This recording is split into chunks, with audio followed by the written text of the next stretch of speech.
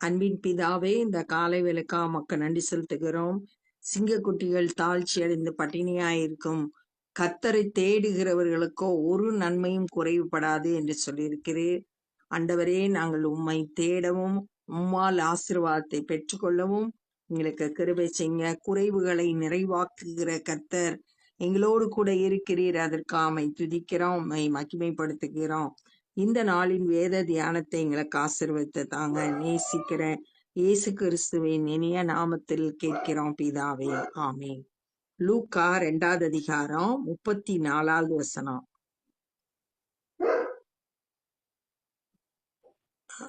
33வது வசனம். அவரை குறித்து சொல்லப்பட்டவைகளுக்காக யோசேப்பும் அவருடைய தாயாரும் ஆச்சரியப்பட்டார்கள். முந்தின வசனத்துல சிமியோன் இயேசு கிறிஸ்துவை தன்னுடைய கைகளில் ஏந்தி இயேசு கிறிஸ்துவை பற்றி சொன்ன காரியத்தை நம்ம பார்த்தோம். அதெல்லாம் கேட்ட யோசேப்புக்கும் மரியாளுக்கும் ரொம்ப ஆச்சரியமா இருந்தது. பின்னும் சிமியோன் அவர்களை ஆசீர்வதித்து, யோசேப்பையும் மரியாளையும் ஆசீர்வதித்து அவருடைய தாயாகிய மரியாளை நோக்கி, இதோ அநேகருடைய இருதய சிந்தனைகள் வெளிப்படத்தக்கதாக இஸ்ரவேலில் அநேகர் விழுகிறதற்கும் எழுந்திருக்கிறதற்கும் விரோதமாக பேசப்படும் அடையாளமாவதற்கும் அவர் நியமிக்கப்பட்டிருக்கிறார். இயேசு கிறிஸ்துவனுடைய ஊழியம் எதற்காக அவர் நியமிக்கப்பட்டிருக்கிறார் அப்படின்னு சொல்லிட்டு சொல்லப்பட்டிருக்கு.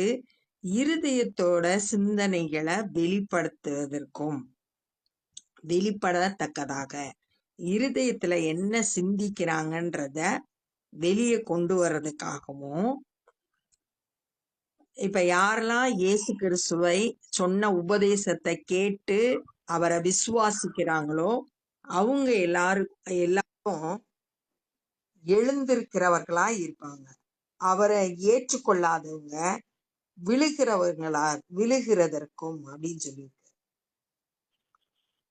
விசுவாசித்து ஏற்றுக்கொண்டவங்க எழும்புவாங்க. விசுவாசித்து இயேசு கிறிஸ்துவை ஏற்றுக்கொள்ளாதவங்க விழுகிறதற்கும் விரோதமாக பேசப்படும் அடையாளம் ஆவதற்கும், ஒரு கூட்ட ஜனங்கள் அவருக்கு எதிரா பேசுறதுக்கு அவர் அடையாளமா இருந்தார். இதற்காக அவர் நியமிக்கப்பட்டிருந்தார். உன் ஆத்துமாவையும் ஒரு பட்டயம் உருவி போகும். இது இயேசு கிறிஸ்து படப்போகிற பாடுகளை, சிலுவை மரணத்தை தீர்க்க தரிசனமா சொல்லப்பட்டது. ஆசேருடைய கோத்திரத்தாலும் பானுவேலின் குமாரத்தியுமாகிய அன்னாள் எனும் ஒரு தீர்க்கதரிசி இருந்தாள். சிமியோனை குறிச்சு முதல்ல பார்த்தோம். இப்ப அடுத்து ஒரு தீர்க்கதரிசிய பார்க்கிறோம். அவங்க அன்னாள். அவள் கன்னி பிராயத்தில் விவாகமானது முதல் 7 வருஷம் புருஷனுடைய வாழ்ந்தவளும் அதிக வயது சென்றவளுமாய் இருந்தாள். புருஷனோட 7 வருஷம் மட்டும் வாழ்ந்துட்டு அதுக்கப்புறம் புருஷன் மரித்த பிறகு அதுக்கப்புறம் விதவையா இருந்தாங்க. அதிக வயசு சென்றவர்களாக இருந்தாங்கன்னு சொல்லிட்டு அடுத்த வசனத்துல எத்தனை வயசுன்னு போட்டிருக்கு. ஏறக்குறைய 84 வயதுள்ள அந்த விதவை தேவாலயத்தை விட்டு நீங்காமல், யாரும் இல்ல, தனிமையில இருக்காங்க. அப்ப தேவாலயத்தை விட்டு நீங்காமல், எப்பயும் ஆலயம்தான் தன்னுடைய வாஞ்சையா இருந்துச்சு. தேவனை அதிகமா நேசிச்சாங்க. ஆண்டவருடைய பிரசன்னத்துல இருக்கிறதையே விரும்பினாங்க.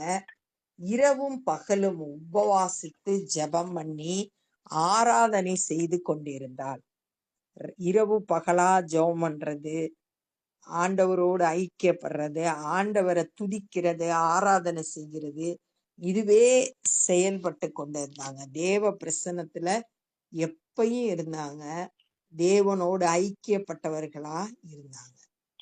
அவளும் அந்நேரத்தில நின்று கர்த்தரை புகழ்ந்து எருசலேமில் மீட்புண்டாக காத்திருந்த யாவருக்கும் அவரை குறித்து பேசினாள்.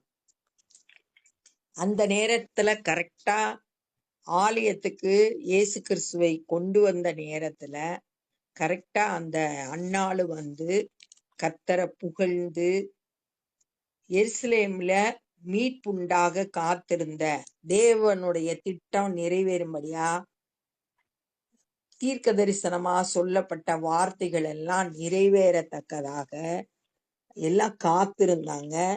அவங்களுக்கு இயேசு கிறிஸ்துவை குறித்து அன்னாள் பேசினாள். தேவ பிரசன்னத்துல இருந்து வெளிப்பாடுகளை பெற்றுக்கொண்டு இதுதான் இயேசு கிறிஸ்து, தேவனுடைய குமாரன், மேசியா, அத மற்றவங்களுக்கு சொல்றாங்க. ஆண்டவரை நேசித்து ஆண்டவருடைய சத்தத்தை கேட்டு அவருடைய சித்தத்தை செய்யறவங்களுக்கு ஆண்டவர் தம்முடைய ரகசியங்களை வெளிப்படுத்துவார். இயேசு கிறிஸ்துவை குறித்து அவ பேசினார். கர்த்தருடைய நியாய பிரமாணத்தின்படி சகலத்தையும் அவர்கள் செய்து முடித்த பின்பு, நியாய பிரமாணத்துல நிறைவேற்றும்படியாதான், விருத்த சேதனம் பண்ணும்படியாதான் ஆலயத்துக்கு கொண்டு வந்தாங்க. இப்ப அந்த முறைமைகள்லாம் முடிஞ்ச பிறகு கலிலியா நாட்டில் உள்ள தங்கள் ஊராகிய நாசரேத்துக்கு திரும்பி போனார்கள். இப்ப நாசரேத்துக்கு, எருசலேம்ல இருந்து நாசரேத்துக்கு திரும்பி போறாங்க. பிள்ளை வளர்ந்து ஆவியிலே பலன் கொண்டு ஞானத்தால் நிறைந்தது. இயேசு கிறிஸ்து வளர்றாரு, ஆவியிலே பலன் கொண்டு. 1 அதிகாரம் 80வது வசனத்துல யோவானை குறித்து சொல்லும்போது கூட இதே வார்த்தைகளை சொல்றாங்க, ஆவியிலே பலன் கொண்டு அப்படின்னு. அது மாதிரி இயேசு கிறிஸ்து ஆவியிலே பலன் கொள்றாரு, ஞானத்தால் நிறைந்தது. இயேசு கிறிஸ்து ஞானத்தால் நிறைந்திருந்தார். ஏசாயா 11:2 ஞானத்தையும் உணர்வையும் அருளும் ஆவி அப்படின்னு சொல்லியிருக்கு. இப்ப பரிசுத்த ஆவியினால் நிரப்பப்பட்டிருந்த இயேசு கிறிஸ்து ஞானத்தால் நிறைந்து தேவனுடைய கிருபையும் அவர் மேல் இருந்தது. ஞானம் மட்டும் இல்ல, தேவனுடைய கிருபையும் அவரிடத்துல காணப்பட்டது, அவர் மேல் இருந்தது. அவருடைய தாய் தகப்பன்மார் வருஷந்தோறும் பஸ்கா பண்டிகையில் எருசலேமுக்கு போவார்கள். யோசேப்பும் மரியாளும் வருஷந்தோறும் பஸ்கா பண்டிகை கொண்டாடும்படியா எருசலேமுக்கு போனாங்க. யாத்திராகமத்துல இந்த பஸ்கா பண்டிகை 12வது அதிகாரத்துல சொல்லப்பட்டிருக்கு. 13வது அதிகாரம் யாத்திராகமம் 23வது அதிகாரம் 17வது வசனத்துல ஒரு ஆண் மகனா இருந்தா, 13வது அதிகாரம் 17வது வசனம், ஒரு ஆணா இருந்தா 3 பண்டிகை கொண்டாடணும், 3 முறை தேவாலயத்துக்கு வரணும். பஸ்கா பண்டிகை, பெந்தைகோஸ்தே பண்டிகை, கூடார பண்டிகை. அப்ப இங்க பஸ்கா பண்டிகை கொண்டாடும்படியா அவங்க எருசலேமுக்கு போவார்கள். அவருக்கு 12 வயதான போது அவர்கள் அந்த பண்டிகை முறைமையின்படி எருசலேமுக்கு போய் பஸ்கா பண்டிகை கொண்டாடுறதுக்காக எருசலேமுக்கு போறாங்க. அப்ப இயேசு கிறிஸ்துவோட வயசு 12. பண்டிகை நாட்கள் முடிந்து திரும்பி வருகிற போது பிள்ளையாகிய இயேசு எருசலேமில் இருந்து விட்டார். 7 நாள் பண்டிகை, அந்த பண்டிகையெல்லாம் கொண்டாடி முடிச்ச பிறகு இவங்க வீட்டுக்கு திரும்புறாங்க. பிள்ளையாகிய இயேசு எருசலேம்ல ஆலயத்திலே இருந்து விட்டார். இது அவருடைய தாய்க்கும் யோசேப்புக்கும் தெரியாதிருந்தது. அவர் பயணக்காரனின் கூட்டத்திலே இருப்பார் என்று அவர்கள் நினைத்து ஒரு நாள் பிரயாணம் ஒரு நாள் அவங்க பிரயாணம் வந்துட்டாங்க. பிள்ளை கூட்டத்துல இருப்பாரு அப்படின்னு நினைச்சிட்டு இவங்க பிரயாணப்பட்டாங்க. உறவின் முறையாரிடத்தில், அறிமுகமானவர்களிடத்தில் அவரை தேடினார்கள். இப்ப பிள்ளைய காணோன்னு தேட ஆரம்பிச்சிட்டாங்க. காணாததினாலே அவரை தேடிக்கொண்டு எருசலேமுக்கு திரும்பி போனார்கள். திரும்ப ஒரு நாள் பிரயாணத்தூண போன பிறகு இயேசு தங்களோடு கூட இல்லைன்றத கண்டுபிடிச்சு மறுபடியுமா திரும்பி வர்றாங்க. 3 நாளைக்கு பின்பு தேடி அவங்க 3 நாளுக்கு அப்புறம் தான் கண்டுபிடிக்கிறாங்க. அவர் தேவ ஆலயத்தில் போதகர் நடுவில் உட்கார்ந்திருக்கவும் அவர்கள் பேசுகிறதை கேட்கவும் அவர்களை வினாவவும் கண்டார்கள். அங்க போய் பார்த்தா போதகர்களோட பேசுறத உட்கார்ந்திருந்தாரு. போதகரோடு உட்கார்ந்திருந்தாரு. அவங்க பேசுறத கேட்டாரு. கேட்டு கேள்விகளை கேட்டாரு. அப்படியா அங்க தேவாலயத்துல இருந்தார். அவர் பேச கேட்ட யாவரும் அவருடைய புத்தியையும் அவர் சொன்ன மாறுத்தரங்களையும் குறித்து பிரமித்தார்கள்.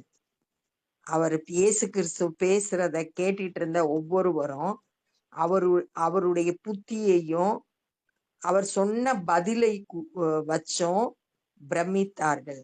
தாய் தகப்பன்மாரும் அவரை கண்டு ஆச்சரியப்பட்டார்கள். இயேசு கிறிஸ்துவ திரும்ப பார்த்த உடனே அவங்களுக்கு ஆச்சரியமா இருந்தது. அப்பொழுது அவருடைய தாயார் அவரை நோக்கி, மகனே, ஏன் எங்களுக்கு இப்படி செய்தாய்? இதோ உன் தகப்பனும் நானும் விசாரத்துடன் உன்னை தேடினோமே என்றார். ஏன் இப்படி செஞ்ச அப்படின்னு கேக்குறாங்க. நாங்க எவ்வளவு கஷ்டப்பட்டு உன்னை தேடணும் அப்படின்னு சொல்லிட்டு தங்களுடைய வருத்தத்தை தெரிவிக்கிறாங்க. அதற்காக, நீங்கள் ஏன் என்னை தேடினீர்கள்?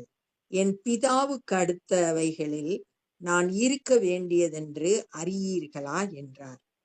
யூத முறைமையின்படி 12 வயதான ஒரு பையன் அப்பாவோட தொழிலை கற்றுக்கொள்ளணும். அந்த சரியான வயது வரும்போது பிதாவுக்கு அடுத்த காரியங்கள்ல, தன் தகப்பனாகிய பிதாவுக்கு அடுத்தவைகள்ல இருக்க வேண்டியது என்று அறியீர்களா அப்படின்னு சொல்றாரு. அப்ப தான் மற்றவர்களுக்கு பிரசங்கம் பண்ணணும் அப்படின்றத, தேவனுடைய ராஜ்யத்தை குறித்து பேசணும் அப்படின்றத இங்க சொல்றாரு. பிதாவுக்குரிய காரியங்கள்ல அவருக்கு முக்கியத்துவம் கொடுத்து அந்த காரியத்துல நான் இருக்கணும். தன்னுடைய அனுப்பப்பட்ட நோக்கத்தை அறிந்தவராய் செயல்பட்டார். இயேசு கிறிஸ்து ரட்சிப்பின் திட்டம் நிறைவேறும்படியா இந்த உலகத்துக்கு வந்தாங்க. அந்த திட்டத்தை அறிந்து ஒவ்வொரு நாளும் செயல்பட்டாங்க. தங்களுக்கு அவர் சொன்ன வார்த்தையை அவர்கள் உணர்ந்து கொள்ளவில்லை. இயேசு கிறிஸ்து சொன்னது அவங்களுக்கு புரிய முடியல. பெற்றோருக்கு அவர் சொன்னது புரிந்து கொள்ள முடியல. பின்பு அவர் அவர்களுடனே கூட போய் நாசரேத்தூரில் சேர்ந்து அவர்களுக்கு கீழ்ப்படிந்திருந்தார். திரும்பவுமா நாசரேத் ஊருக்கு போய் அங்க இயேசு கிறிஸ்து தன்னுடைய பெற்றோருக்கு கீழ்ப்படிந்து பிள்ளைகளுக்கெல்லாம் ஒரு முன்மாதிரியா அவர் வாழ்ந்து காட்டினார். பெற்றோருக்கு கீழ்ப்படிந்திருந்தார். அவருடைய தாயார் இந்த சங்கதிகளை எல்லாம் தன் இருதயத்தில் வைத்து கொண்டார். இந்த நடந்த சம்பவத்தெல்லாம் மரியாள் தன்னோட இருதயத்துல வைத்து கொண்டார். இயேசுவானவர் ஞானத்திலும் வளர்த்தியிலும் தேவ கிருபையிலும் மனுஷ தயவிலும் அதிகமாய் விருத்தி அடைந்தார். நான் ஒவ்வொரு நாளும் அதுல அதிகரிக்க பண்ணினார். எதுல எல்லாம் அதிகரித்தார் அப்படின்னா, ஞானத்துல ஒவ்வொரு நாளும் வளர்ச்சி அடைந்தார். 2வது, சரீரத்துல நாளுக்கு நாள் வளர்ச்சி காணப்பட்டுச்சு. தேவ கிருபை, பக்தியுள்ள வாழ்க்கையில தேவனுடைய அன்புல நாளுக்கு நாள் விருத்தி அடைந்தார். மனுஷர் தயவிலும், மற்ற மனுஷர்கள் தயவு காட்டினாங்க அவருக்கு. இது ஞானன்றப்ப மென்டல் growth, வளர்ச்சின்றது பிசிக்கல் growth, தேவ கிருபை அப்படின்றது ஸ்பிரிச்சுவல் growth, மனுஷர் தயவு அப்படின்றது சோசியல் growth. எல்லாத்துலயும் நாளுக்கு நாள் விருத்தி அடைகிறவராய் இயேசு கிறிஸ்து காணப்பட்டார். அப்ப இந்த நாள்ல சிமியோன் இயேசு கிறிஸ்துவோட பெற்றோராகிய மரியாள் மார்த்தாள் இடத்துல பேசுகிறத பார்த்தோம். இயேசு கிறிஸ்துனுடைய சிலுவை மரணத்தை பத்தி சொன்னாரு. ஒரு கூட்ட மக்கள் விசுவாசித்து எழும்புகிறவர்களாயிருப்பாங்க. ஒரு கூட்ட மக்கள் விசுவாசியாம விழுகிறதுக்கு ஏதுவாய் இருப்பாங்க. அவருக்கு விரோதமா ஒரு கூட்ட மக்கள் எழும்புவாங்க. இதெல்லாம் சிமியோன் மூலம் தேவன் அவங்களோடு பேசினார். அடுத்து 2வது அன்னாள்ன்ற தீர்க்கதரிசி எப்பயும் தேவாலயத்துல இருப்பாங்க. 84 வயசு, ஜெபம் பண்ணி ஆராதனை செய்து கொண்டு இருப்பாங்க. அவங்க எருசலேம்ல மீட்புக்காக காத்திருந்தவங்கள்ட்ட இவர்தான் மேசியா அப்படின்னு சொல்லிட்டு இயேசு கிறிஸ்துவை குறித்து பேசினாங்க. பிள்ளை ஆவியில வளர்ந்து பலன் கொண்டு ஞானத்தில் நிறைந்து தேவ கிருபை அவர் மேல் இருந்ததுன்னு சொல்லப்பட்டிருக்கு. பஸ்கா பண்டிகை கொண்டாடும்படியா இயேசு கிறிஸ்து தன்னுடைய தாய் தகப்பனோடு எருசலேமுக்கு வந்தாரு. அங்க திரும்பி போகும்போது இவர் போகல. ஒரு நாளைக்கு அப்புறம்தான் பெற்றோர் கண்டுபிடிச்சு மறுபடியுமா அவரை கூட்டிட்டு வர்றதுக்காக எருசலேமுக்கு வந்தாங்க. அங்க போய் பார்த்தா போதகர்கள் நடுவுல அவர் உட்கார்ந்து இருந்தாரு. அவங்க பேசுகிறத கேட்டாரு. கேட்டு கேள்வி கேட்டாரு. இதெல்லாம் பார்த்து அவர் பேசுகிறத கேட்டு அவரோட புத்தியையும் அவர் சொன்ன பதிலையும் பார்த்து எல்லாம் பிரமித்தாங்க. தாய் ஏன் எங்களுக்கு இப்படி செஞ்ச, நாங்க கவலையோடு உன்னை தேடினோமே அப்படின்னு கேட்டோடனே பிதாவோட சித்தத்தை செய்யறத குறிச்சு இயேசு கிறிஸ்து பேசுறாரு. அவர் எனக்கு கொடுத்தத நான் நிறைவேற்றணும் அப்படின்னு சொன்னாரு. ஆனா அவர் சொன்ன பதில அவங்க உணர்ந்து கொள்ளல. மறுபடியுமா நாசரேத்துக்கு அங்க தங்கி இருந்து இயேசு கிறிஸ்து பெற்றோருக்கு கீழ்ப்படிந்திருந்தார். இயேசு கிறிஸ்து ஞானத்திலும் வளர்த்தியிலும் தேவ கிருபையிலும் மனுஷரோட தயவிலும் ஒவ்வொரு நாளும் விருத்தி அடைந்தார்ன்றத தியானிச்சோம். இப்ப நம்ம ஜெபம் பண்ண போறோம். அன்பின் பிதாவே, இந்த நாள்ல நாங்க கற்றுக்கொண்ட அந்த வேத பகுதிக்காய் நன்றி செலுத்துகிறோம். உம்முடைய வாழ்க்கையில பிதாவோட சித்தத்தை செய்யறதுல கண்ணும் கருத்துமாய் கவனமாய் செயல்பட்டீர். நாங்களும் கூட எங்களை குறித்த தேவ திட்டம் நிறைவேறும்படியாய் கவனம் உள்ளவர்களாய் இருக்க உதவி செய்யுங்க. அப்பா, நாளுக்கு நாள் ஞானத்துல நாங்க வளரணும். ஆண்டவரே, சரீர வளர்ச்சியில நாளுக்கு நாள் பெருகணும். ஆண்டவரே அப்பா, தேவ கிருபையிலும் மனித தயவிலும் ஆண்டவரே நாங்க நாளுக்கு நாள் பெருக எங்களுக்கு உதவி செய்யுங்க. இந்த நாள்ல சுவிசேஷ பணியை செய்யறவங்களை கரத்துல எடுத்து பயன்படுத்துங்க. அநேகர் சத்தியத்தை அறிந்து கொள்ள கிருபை செய்யுங்க. நாங்களும் சுவிசேஷ பணி செய்ய கிருபை தாரும். எல்லா துதி கன மகிமையும் உமக்கே செலுத்துகிறோம். நேசிக்கிற இயேசு கிறிஸ்துவின் இனிய நாமத்தில் கேட்கிறோம் பிதாவே, ஆமென். என் ஆத்துமாவே கர்த்தரை ஸ்தோத்திரி, என் முழு உலகமே பரிசுத்த நாமத்தை ஸ்தோத்திரி. என் ஆத்துமாவே கர்த்தரை ஸ்தோத்திரி, கர்த்தர் செய்த சகல உபகாரங்களை மறவாதே. ஆமென். God bless you.